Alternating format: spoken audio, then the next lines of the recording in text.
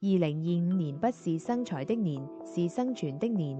2025年黃金暴漲，確實反映了經濟不確定性增加、動盪與不安的年代特徵明顯。黃金作為避險資產價格上漲，預示了全球經濟面臨挑戰，但並非絕對預示災難，仍需綜合分析經濟多方面因素。一、黃金暴漲的背景與原因。全球經濟不確定性。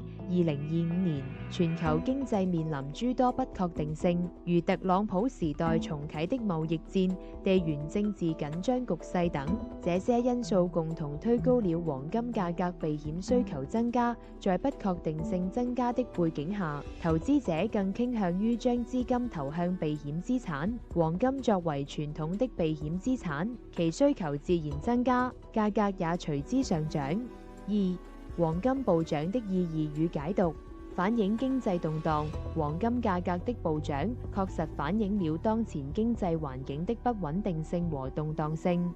地緣政治緊張、貿易戰等因素導致市場信心下降，投資者對未來經濟增長持悲觀態度，並非絕對預示災難。雖然黃金價格上漲通常被視為經濟動盪的信號，但並不意味着必然會發生災難性的事件。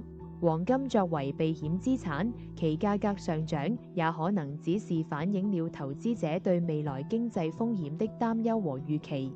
3點2025年經濟展望與建議謹慎樂觀。雖然2025年全球經濟面臨諸多挑戰，但仍有可能實現謹慎樂觀的增長。